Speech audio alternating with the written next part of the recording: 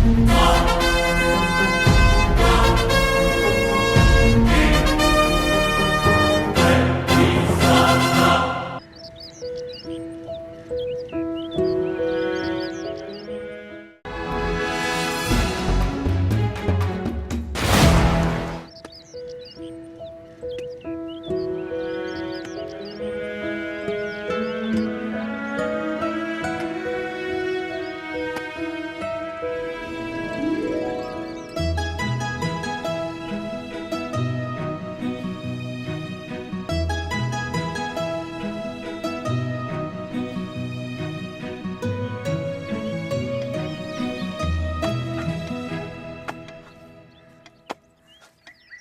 चांदनी, तुम यहाँ कब आई? बस माधव, अभी आई हूँ। और तुम इतनी गर्मी में काम कर रहे हो, तुम्हारी तबीयत खराब हो जाएगी। अरे चांदनी, हम गरीब मजदूरों के लिए क्या गर्मी और क्या सर्दी, इस पापी पेट को भरने के लिए काम तो करना पड़ता है। तुम इस तरह से काम करते रहोगे तो तुम बीमार पड़ जाओगे, और अगर तुम्हें कुछ हो गया तो मेरा क्या होगा? चांदनी, तुम मेरे से इस तरह खेतों पे मिलने ना आया करो। माधव, मैंने तुमसे प्यार किया है, कोई चोरी नहीं किया है, तो मैं क्यों डरूं किसी से? डरते तो हम जैसे गरीब हैं, यहाँ के जमींदारों से और तुम्हारे बड़े भाइयों से। अब तुम इन अमीरी गरीबी की बातों को छोड़ो, मैं इन फालतू बातों पे ध्यान नहीं देती। और तुम मुझे बस ये बताओ, तुम मेरे साथ चलोगे या नहीं? अरे मेरी सरकार, मैं तो तुम्हारी धमकी से ही डर गया। और ये बंदा तुम्हारे साथ चलने के लिए तैयार भी है, पर मेरा भी इतना सारा काम पड़ा है, मैं ये निपटा लूँ, उसके बाद मैं आ जाऊँगा, तुम जाओ। बट हाँ, आज जरूर जाना।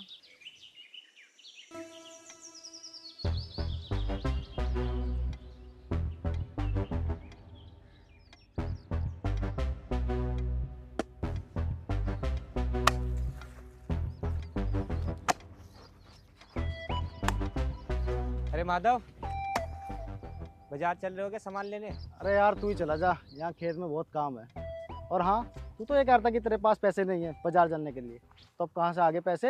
अरे वो पिछले हफ्ते जमींदार जी खेत पे काम किया था ना, तो उन्हीं के पैसे लेने गया था, उन्हीं के पास कम दिए पर दे दिए। चल एक काम कर, तू ही चला जा, मैं तो काम निपटा लूँ, उसके बाद आ जाऊँगा।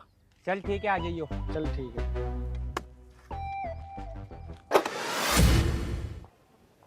वो जी मेरे भैया का फोन आया है, वो ना आपसे बात करना चाहता है। क्या बात करना चाहता है मुझसे वो उन्होंने आपसे 2 लाख रुपए मांगे थे ना, उसी के बारे में बात करना चाहता है। छत्ती जम रही है यहाँ पर? हाँ, फ्री का आ रहा है? अरे 2 लाख रुपए कमाने के लिए बहुत मेहनत करनी पड़ती है। जाओ जाकर कह दो नहीं है मेरे पास। ठीक है जी, मैं कह दूंगी, मैं मना कर दूंगी। जाओ यहाँ से।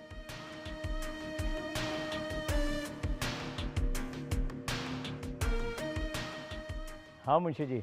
जमींदार साहब, मैंने ये आपके हिसाब किताब देख लिया है, आप भी एक नज़र डाल लीजिए इसमें। अरे जब आपने देख लिया तो मैं क्या देखूं, सब ठीक तो है ना? मुझे तो इसकी 2 बोरी कम नज़र आ रही हैं। क्या? मुझे इसके अंदर 2 बोरी कम नज़र आ रही है। लेकिन ऐसे कैसे हो सकता है? ये मुझे भीखू की शरारत नज़र आती है।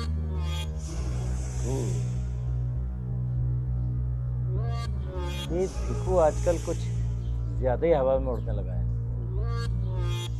ये कुछ ज्यादा ही पर निकला है। शर्मा जी। हाँ जी। तुम एक काम करो, हमारे कुछ आदमी भीखू के पास लेकर जाओ, और समझ गए ना? समझ गया जी, समझ गया। उसके पर कतर दो। ठीक। और हाँ सुनो,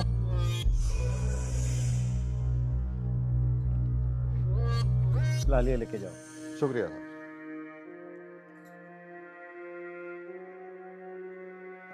जोगिंदर जी भैया।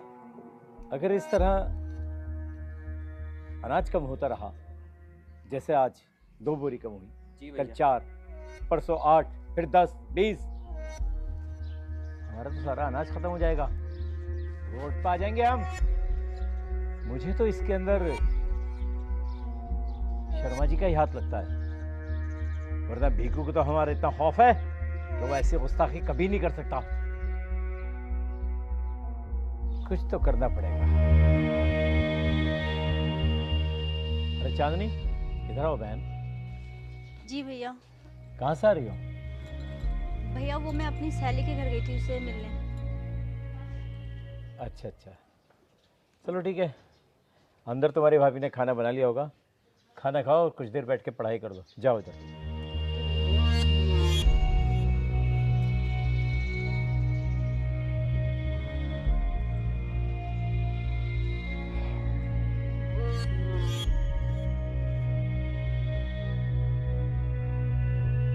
शमशेर सिंह जी, आज आपने अपने बेटे के लिए मेरी बहन का हाथ मांगकर मेरे मुंह की बात छीन ली। आपका बेटा तो मुझे पहले से ही पसंद था और मैं आपसे बात करना भी चाहता था, मगर समय नहीं मिल पा रहा था। जमींदार जी, आप तकल्लुफ क्यों करते हो? बात मैंने की या आपने, बात तो एक ही है। तो ठीक है शमशेर जी, आप जल्द से जल्द एक बार हमारे घर आ जाएं ताकि हम अपनी दोस्ती पर रिश्तेदारी की मोहर लगा सकें। ठीक है ना? हाँ हाँ, बिल्कुल बिल्कुल, जब जी चाहे।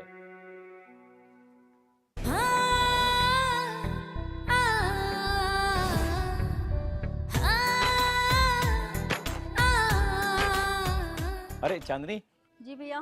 कहाँ जा रही हो? भैया वो मैं अपनी सहेली के घर जा रही हूँ, साइंस के नोट्स लेना है। चांदनी, भैया ने अपने दोस्त के बेटे से रिश्ता तय कर दिया है और ज्यादा घूमने की जरूरत नहीं है। ओके। जाओ तुम।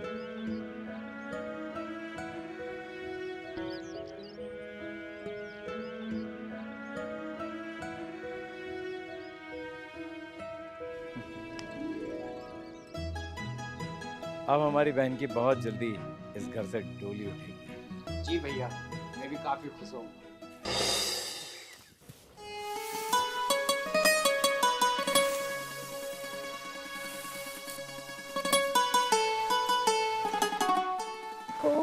अरे चांदनी, ये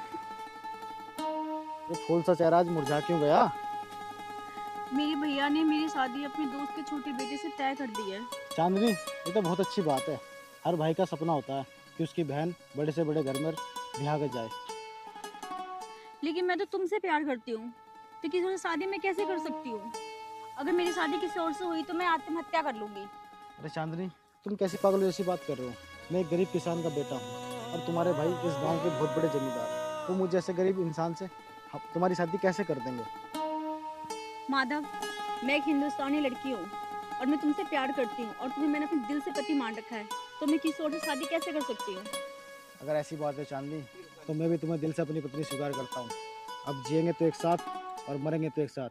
फिर तो चाहे तुम्हारे दोनों भाई क्या, पूरी दुनिया भी हमारे खिलाफ आ जाए तो कोई फर्क नहीं पड़ता। अब तो साथ जिएंगे और एक साथ ही मरेंगे।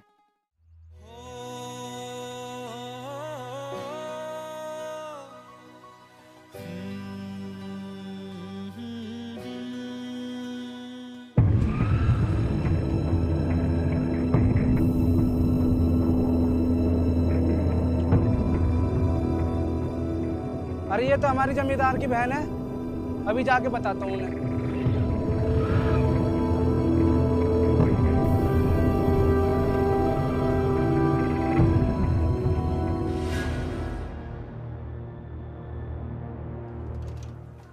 अरे कलवा, वहाँ भागा जा रहा है?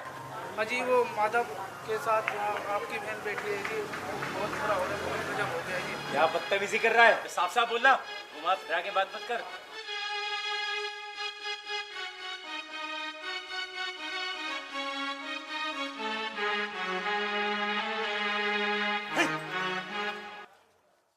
तो घोड़ी के गरीब इंसान की इतनी औकात कि वो हमारी बहन से इश्क लड़ाए। जोगीदार, चल दिया, आज उसी को देखते हैं। आज जोगीदार।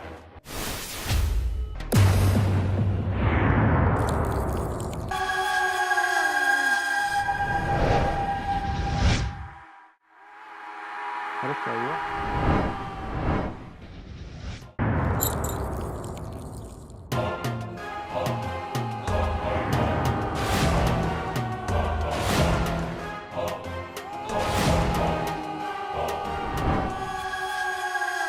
क्यों बे गंदी नाली के कीड़े, तेरी इतनी हिम्मत कि तू चौधरी चरण सिंह की बहन से प्यार करे? साले कुत्ते, अबे तुम जैसों को तो तुम्हारी औकात दिखाना मुझे अच्छी तरह से आता है।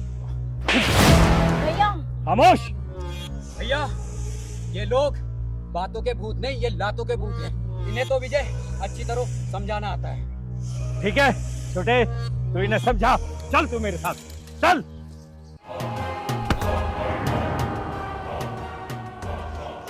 भैया छोड़ तुझे हमारी इज्जत नीलाम कर दी।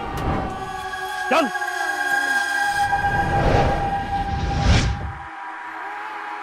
और सुनो, साला अपने पैरों पे खड़ा होने के लायक ना रहे, इतना पीटना इसे।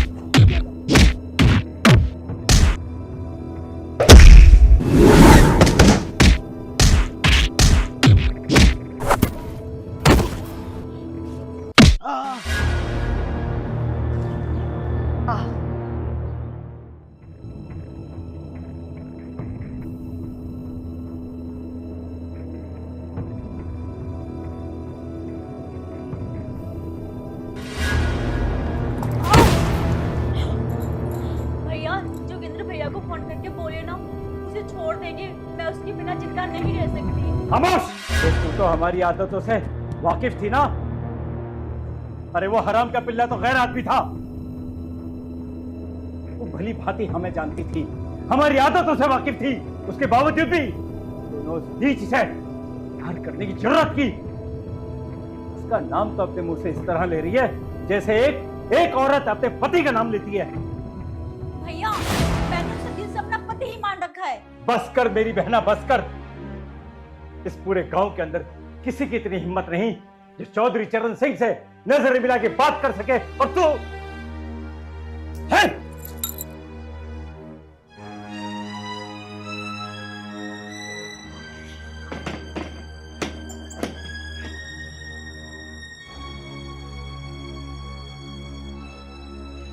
हाँ रवि, तुम एक बार यहां चले आओ।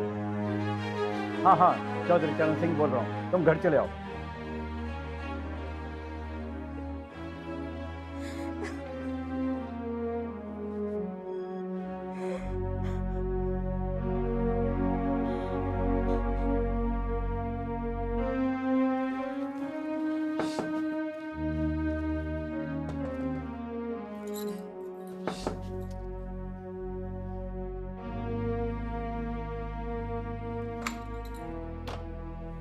अरे भाभी आप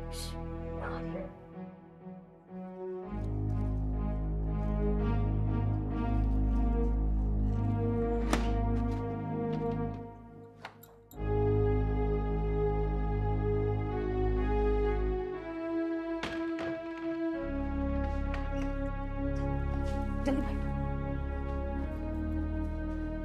मैं ना तेरे भैया से छुप के ना तेरे लिए खाना लाई हूँ, जल्दी से खा ले, कभी तेरे भैया ना देख ले। नहीं भाभी, मैं खाना नहीं खाऊंगी। अगर भैया जिद्दी है तो मैं भी उनकी बहन हूँ, हम दोनों ने एक ही माँ का दूध पिया है। जाननी, जब से मैं इस घर में आई हूँ ना, मैंने तुझे अपनी ननद नहीं माना, मैंने तुझे अपनी बेटी ही माना है। और हाँ, मैं तेरी बड़ी भाभी होने के नाते ना तुझे समझा रही हूँ। तुम्हारी ना एक बहन थी, उसके साथ भी ना इन लोगों ने यही किया था, और उसने इनके डर से ना इनकी पसंद के लड़के से शादी कर ली थी। और फिर पता है तुझे भाभी फिर क्या हुआ दीदी के साथ, बताओ ना। फिर क्या होता, वो ही हुआ जो इन हवेलियों में हम औरतों के साथ होता आया है। भाभी हवेलियों में क्या होता आया है? हवेलियों में शादी के कुछ दिन बाद ही ना इनका अपनी पत्नियों से मन भर जाता है, और ये उनसे बात करना भी बंद कर देते हैं। और उसके बाद ना वो सिर्फ एक सजावट का सामान बन के रह जाती है, और ये ना जगह जगह दूसरे की बहन बेटी के साथ ना अपना मुंह काला करते फिरते हैं। और इनकी जो औरत होती है ना, वो एक सजावट का सामान बनकर हवेली में रहती है बस। चांदनी बेटा, अगर तेरी भाभी माँ मर भी जाएगी ना, फिर भी तुझे सजावट का सामान नहीं बनने देगी।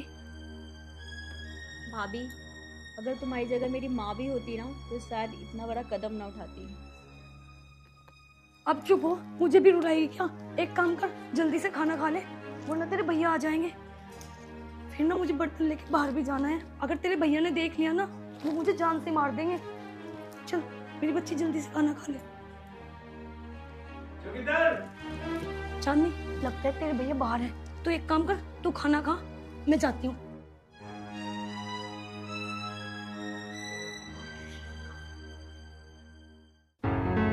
जमींदार साहब राम राम।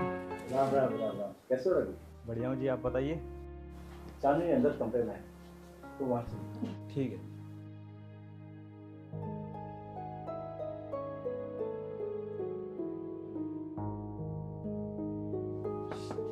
चांदनी, चांदनी,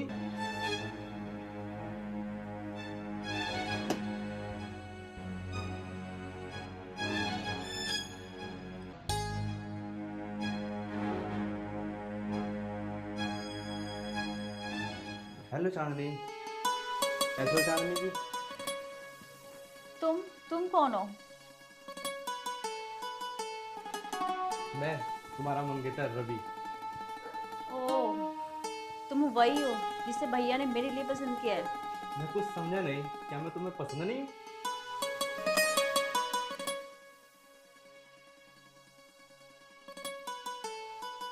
नहीं, ऐसी तो कोई बात नहीं है। ओहो, मैं समझ सकता हूँ। पहली बार देखा है तुमने, थोड़ा तो टाइम लगेगा समझने में।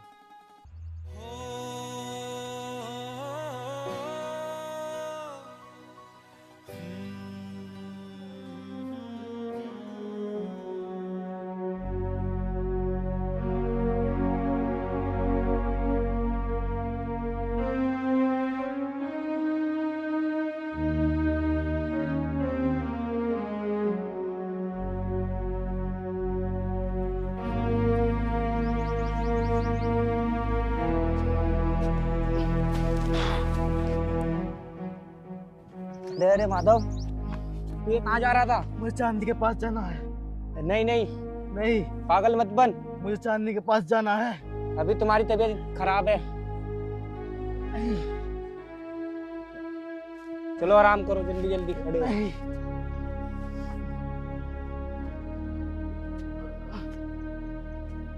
अरे माधव, तुम यहाँ आराम करो, मैं दवाई लेके आता हूँ। मुझे चांदनी के पास, मैं दवाई लेके आ रहा हूँ, पढ़ो। मुझे चांदनी के पास जाना है।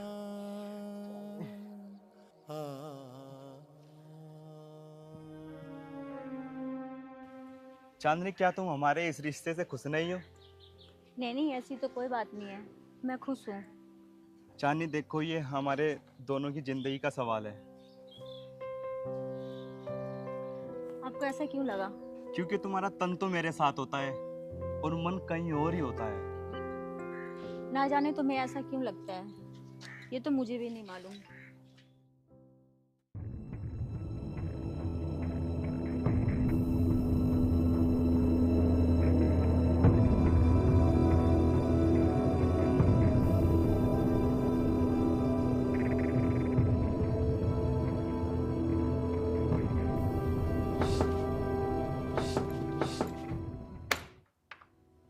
अरे विशाल, तुम यहाँ?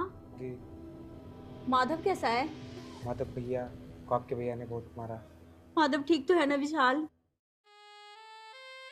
बताओ ना विशाल, मेरा माधव कैसा है? उनकी तबीयत अभी ठीक नहीं है, ये तो आपसे मिलने आएंगे। ठीक है विशाल, तुम जाओ वरना भैया तुम्हें देख लेंगे। साहब, आपको कुछ सच्चाई बतानी थी। चांदनी का और माधव का बहुत पुराना चक्कर है और वो बहुत सालों से रिलेशन में हैं और वो एक दूसरे से बहुत सच्ची मोहब्बत करते हैं। यही सच्चाई है। बस अपनी जुबान को लगाम दो रवि। कहीं ऐसा ना हो कि हम भूल जाएं कि तुम हमारे दोस्त के बेटे हो। जुबान को काबू में रखो। तुम क्या कह रहे हो?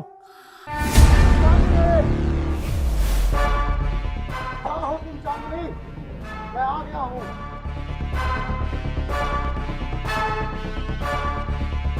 माधव,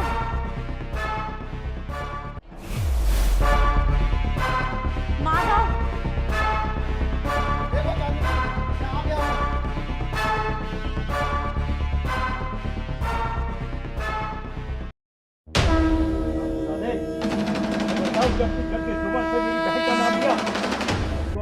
किसी वक्त इस धरती पे तेरा खून बहता नजर आएगा। जमींदार साहब, तुम एक चाटा मारोगे तो मेरा कुछ नहीं बिगड़ेगा, और जमींदार साहब इस गरीब ने अगर आपके चाटा मार दिया तो पूरे गांव में आपकी क्या इज्जत रह जाएगी। सोचा है आपने? सोचिए जरा। शादी बराबर की हैसियत वालों में की जाती है, ना कि तुम जैसे गरीब गुरबाओं के साथ। तुम चाहते हो कि मैं अपनी बहन की शादी तुम्हारे साथ कर दूं? ये हरगिज़ नहीं हो सकता। जमींदार साहब, क्या अंतर है मुझ में और माधव में? आपकी बहन की खुशी मेरे साथ नहीं, माधव के साथ है। मैं आज तक ना आपके सामने नहीं बोली, और आज मैं चुप नहीं रहूंगी, क्योंकि हमारी चांदनी की जिंदगी का सवाल है। चांदनी की खुशी ना रवि में नहीं है, चांदनी की खुशी ना माधव में है, और वो इसके साथ ही खुशी रहेगी, ना कि रवि के साथ। और दोनों पढ़े लिखे हैं, दोनों को विचार भी मिलते हैं। रवि से तो उसके विचार भी नहीं मिलते। और हाँ, माधव के घर में ना हमारी चांदनी रानी बन के रहेगी। कभी भी रवि के घर में वो रानी नहीं बन सकती, इसके घर वो नौकरानी बन के रहेगी। हवेली के एक कोने में पड़ी रहेगी, वहाँ गोबर उठाएगी, झाड़ू पोछा करेगी, और ना ही वहाँ पे इसको कोई समझने वाला है। मैं अपनी चांदनी के साथ ऐसा नहीं होने दूंगी, बिल्कुल नहीं होने दूंगी। मुझे पता है मैंने बोलकर बहुत बुरा किया, पर मैं अपनी चांदनी की ना जिंदगी बर्बाद नहीं होने दूंगी। आप ही बताओ, ऐसे लड़के के साथ आप अपनी बहन की शादी कर दोगे?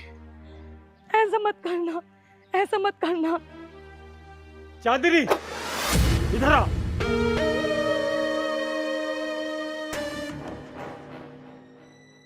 ठाकुर चरण सिंह ने आज तक किसी के सामने हार नहीं मानी, लेकिन आज बहन ये ठाकुर चरण सिंह के सामने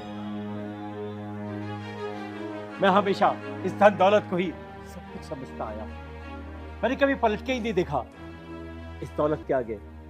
धन दौलत प्यार मोहब्बत ये सब रिश्ते नाते क्या होता है, मैं कभी का मोल ही नहीं समझ पाया। लेकिन आज मुझे सब समझ आ गया। इसीलिए बहन, मैं हार गया। नहीं भैया, मैं कभी आपको हारते हुए नहीं देख सकती। मैं माधव को भूल जाऊंगी। अगली कैसी बात करती, ये मेरी हार नहीं, मेरी जीत है। माधव,